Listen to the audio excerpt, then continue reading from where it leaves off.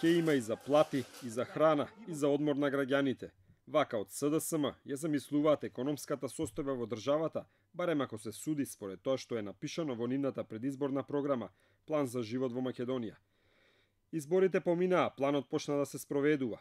Тој доби форма на државен документ, насловен како Владин план за економски раст, што во септември го презентираа Заев и Енгјушев. Според Заев, граѓаните се акционерите со чии пари ќе се зголемува економскиот раст во земјата. Со поддршката на инвестициите, на извозот и на малите и средните предпријатија, ја отвараме спиралата на покачување на платите.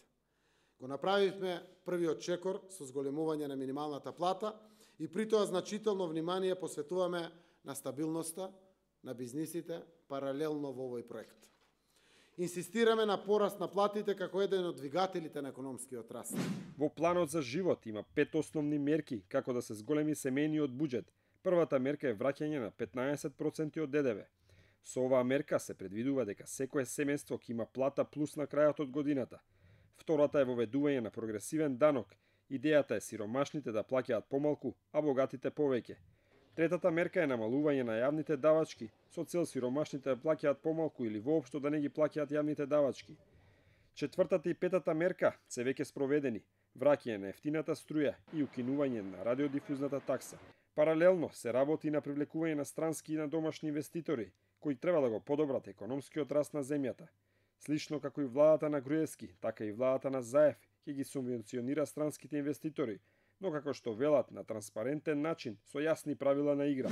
Секоја компанија која што ќе прави гринфилд и браунфилд инвестиција и ќе отвори нови работни места, ќе биде поддржана само доколку даде плата 50% повисока од минималната плата во Република Македонија. Пластично објаснето, платите под 18.000 денара во моментот нема да бидат субвенционирани, ќе бидат субвенционирани платите над 18.000 денара и тоа со 10% од нето вредноста на платата ќе биде вратена према инвеститорот. Владата веќе ја покачи на 12.000 денари минималната плата, но уште поголеми се очекувањата за зголемување на просечната плата на ветените 30.000 денари. Покачувањето на платите е поврзано со намалување на економската миграција од земјава и обид за задржување на висококвалитетниот кадар во Македонија. Владата на Заев сака да ја надмине очајната состојба со просечните плати во слободните економски зони, формирани уште во времето на Груевски, каде работниците зема понизок доход од просекот во земјава. Секој оној кој што ќе даде плата двојно повисока од просечната плата во Република Македонија ќе биде финансиран, односно ќе му бидат вратени 20% од таа плата. Пластично кажано, бидејќи просечната плата е нешто над 22.000 денара, секој оној што ќе даде плата на високо образован кадар 45.000 денара, ќе му бидат вратени 9.000 денара и него тоа ќе го кошта 36.000 денара. Вака изгледаат економските ветувања на владата, претворени во бројки. Економски раст повисок од 5% во период на 4-годишниот мандат. Стапка на невработеност пониска од 20% до 2020 година, со што Македонија би се симнала од врвот како неславен рекордер во невработеност. До истата година се планира намалување на стапката на сиромаштија под 16%. Владата на Заев планира вработување во приватниот сектор на 64.000 граѓани во период од 4 години.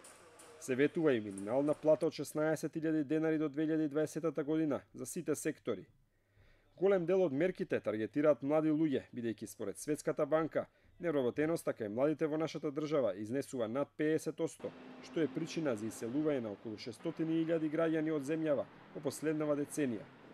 Овие поразителни бројки покажуваат зошто е нужно најавеното враќање на живот во Македонија да не остане само на хартија, односно да не замине од програмата на владата, како што земјата си заминуваат десетици илјади економски емигранти годишно.